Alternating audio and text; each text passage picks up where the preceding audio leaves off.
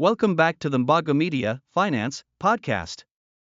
Today, we're diving deep into a critical topic shaping the future of one of the world's most iconic cities, New York City's economic development and the central role of affordability. That's right. We've been looking at recent insights from Andrew Kimball, the president and CEO of the NYC Economic Development Corporation, and his perspective is really compelling. He suggests that the mayor-elect's focus on affordability wasn't just a campaign talking point, it resonated deeply with voters because it speaks to a fundamental economic reality. Exactly.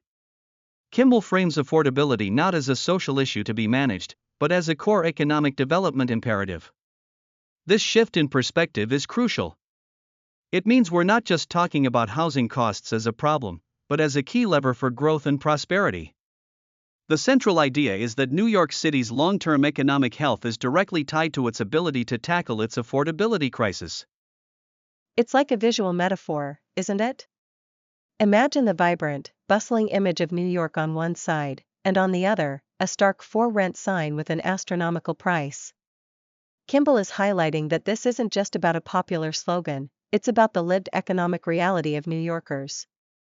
It points to a widespread desire for solutions that tangibly improve their daily lives and economic prospects. Absolutely. And when we talk about affordability, we're really talking about ensuring New York remains a place where diverse talent, from recent graduates to experienced professionals, can actually afford to live, work, and innovate. Kimball, in his role, brings a very pragmatic, business-oriented view to this, emphasizing the bottom-line impact.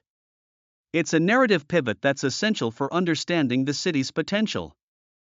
He's arguing that understanding affordability's role in economic development is the first step to unlocking the city's true, unhindered potential for sustained growth.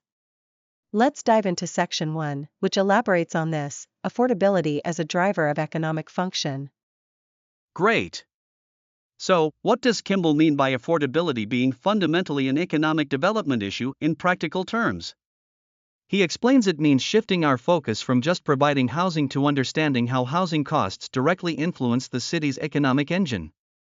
Think about workforce retention. When essential workers like teachers and nurses can't afford to live near where they work, businesses feel the strain. That's a critical point. Staffing shortages and increased operational costs become very real problems for businesses. It's not an abstract issue, it directly impedes economic function. And beyond that, there's the multiplier effect of disposable income. When New Yorkers aren't crushed by housing costs, they spend more locally. Precisely. That money circulates, fueling retail, restaurants, arts, and culture, creating a virtuous cycle of growth. He uses the visual of economic leakage versus money retained locally. Imagine money flowing out due to high housing payments versus that same money circulating within the city, supporting small businesses and creating jobs. It's a tangible impact. And he brings in comparative analysis, looking at cities like Austin or Miami, which saw growth partly due to relative affordability, though they now face their own challenges. Conversely, cities where costs escalated have seen a hollowing out of the middle class. Companies considering relocation absolutely factor in the cost of living for their employees. So, a city where talented people can afford to live is inherently more attractive for business growth. Kimball's emphasis on the economic development angle is powerful because it speaks to business imperatives, not just social needs. The opportunity cost of inaction on affordability is immense. What economic potential is being lost? That's the question we need to be asking. By treating affordability as a strategic economic driver, not just a social burden, New York can unlock new growth avenues, foster inclusivity, and ensure long-term competitiveness. This shift from reactive social policy to proactive economic strategy is key. Moving on to Section 2, the brilliance of an affordability-first strategy. Kimball calls this focus brilliant, which suggests a deep understanding of market dynamics and voter sentiment. It's not just pandering, it's recognizing a fundamental truth about the city's population. Right, the resonance isn't limited to one group. It suggests a broad base of New Yorkers across income levels and boroughs feel the pinch and are looking for solutions. This shared experience creates significant political capital, empowering policymakers to pursue bold initiatives, even if they require investment or policy shifts. And why is it brilliant? Perhaps compared to past approaches that didn't always link housing policies directly to their broader economic impact, or viewed them solely through a social lens. The risk with an affordability-first strategy is that it demands significant innovation and investment, but the reward, as Kimball implies, is immense. The brilliance, I think, lies in its directness and universality. Almost everyone in New York is affected by housing costs, whether renting, owning, or searching. This creates a common ground, a shared understanding that can unite diverse groups behind a common solution. It's a smart economic bet. It's a gamble on the idea that by addressing the most fundamental cost of living, the city can unlock new growth, foster equity, and redefine its future. It acknowledges that the economic health of New York is inseparable from the economic well-being of its residents. This leads us to Section 3, Building Long-Term Strength Through Affordability. This section really pushes us to think long-term. What does an affordable New York look like in 20, 50 years? The benefits are substantial. Innovation and entrepreneurship can flourish when living costs are manageable, freeing up capital and reducing the risk for startups. This fosters a more dynamic and resilient economy. And consider the demographic implications. Affordability is key to attracting and retaining young talent and families, the future workforce and creative energy of the city. It's not just about population size, but the quality and diversity of that population. A city where people can afford to build a life is a stronger city. Absolutely. Affordability is also intrinsically linked to resilience. A city where residents aren't perpetually on the brink financially is better equipped to weather economic downturns or other challenges. The entire urban fabric becomes stronger and more adaptable when its people have a foundation of economic security. Achieving these long-term goals will require concerted effort, likely involving public-private partnerships. By prioritizing affordability now, New York isn't just fixing a current crisis, it's investing in a more robust, dynamic, and enduring economic future. It's laying the groundwork for sustained prosperity. Ensuring the city remains a place where diverse individuals and families can thrive for generations. This transitions nicely into Section 4, the ripple effect, investing in people, investing in the city. This is where we see how affordability isn't just about housing units, but about cultivating an environment where human capital can thrive. If the cost of living is too high, the risk associated with taking a leap, starting a business, pursuing a career in the arts, becomes insurmountable for many. That talent, that potential, often goes elsewhere. And that's a loss the city can't afford. The ripple effect is powerful. When individuals and families have financial breathing room, they invest back into their communities. They dine out, attend events, support local businesses, and contribute to the tax base, fueling public services and infrastructure. It's a positive feedback loop. Economic stability at the household level translates directly into economic vitality at the city level. Kimball's perspective emphasizes that affordability unlocks human potential, fostering innovation and entrepreneurship by reducing personal risk. It's about recognizing people as the city's greatest asset. And in the global context, New York isn't in a vacuum. It's competing with other major cities for talent and investment.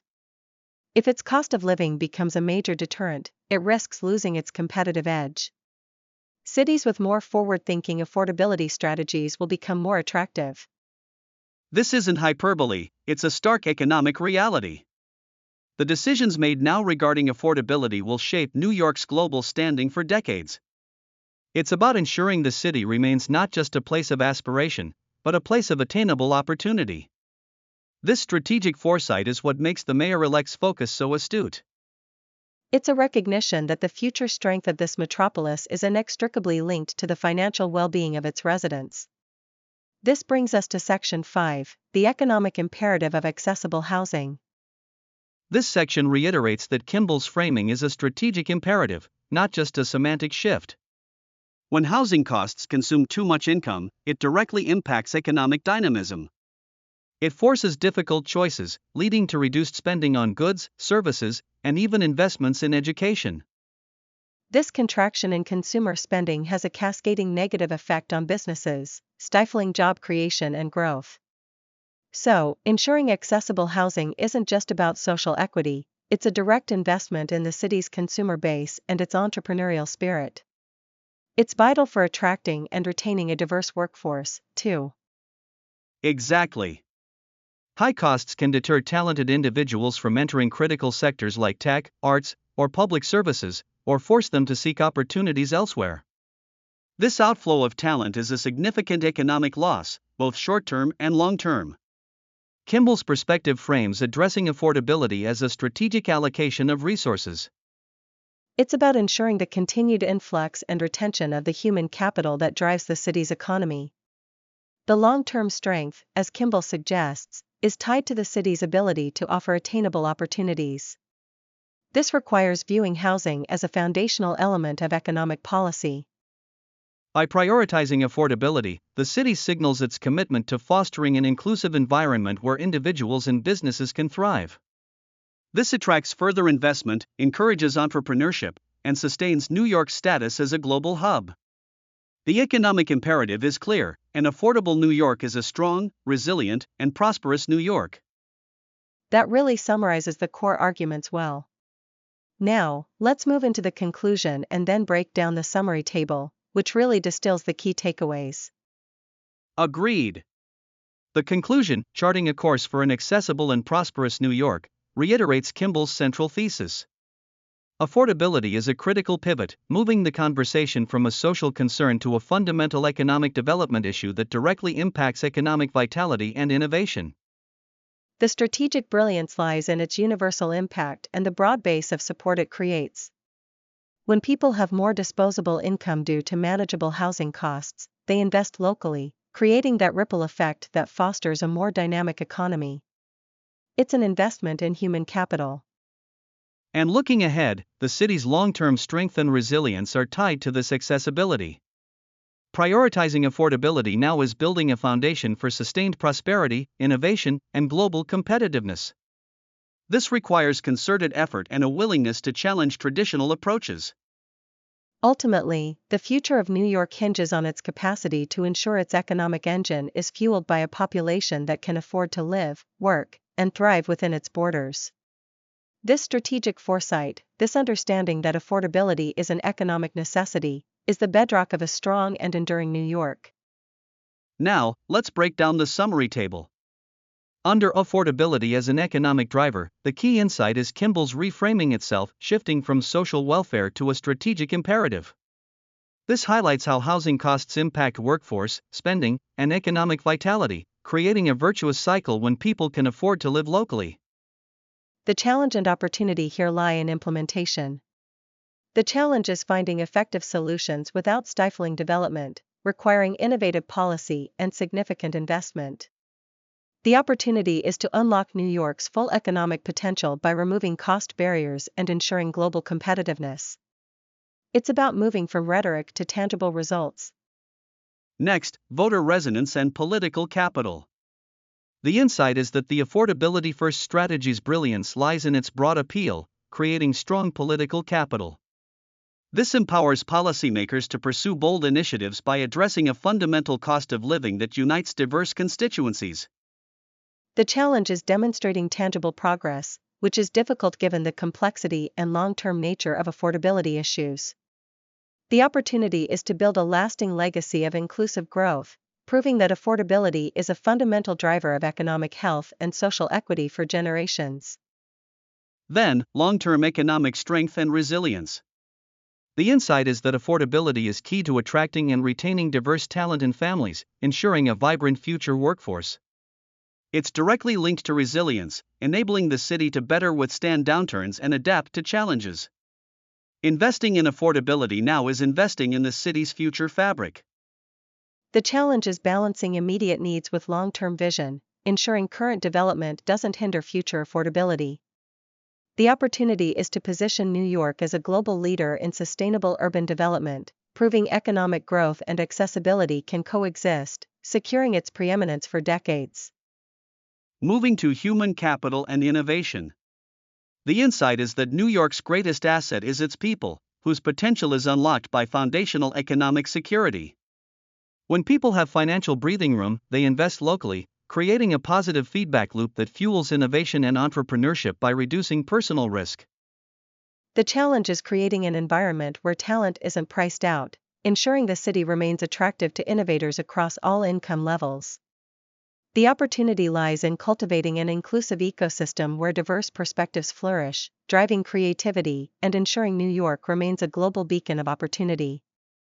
Finally, global competitiveness. The insight is that New York must remain competitive for talent and investment, and affordability is critical. A manageable cost of living makes the city more attractive, safeguarding its position as a leading global hub.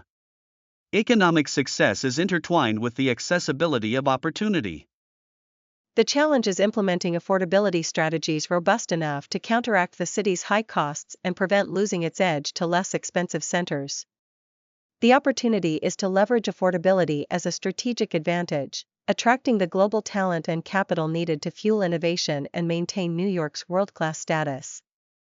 Wow, that was a deep dive into Andrew Kimball's perspective on affordability as the cornerstone of New York City's economic development. It's clear this isn't just about housing, it's about the city's entire economic future. Absolutely. Reframing affordability as an economic driver, understanding voter resonance, building long-term strength, investing in people, and maintaining global competitiveness, it all points to the same conclusion. A New York City that is accessible is a New York City that will thrive. Thank you for joining us on this crucial discussion. We've covered the introduction, all 5 sections, the conclusion, and the detailed summary. Join us next time on MbaguMedia Finance. See you then.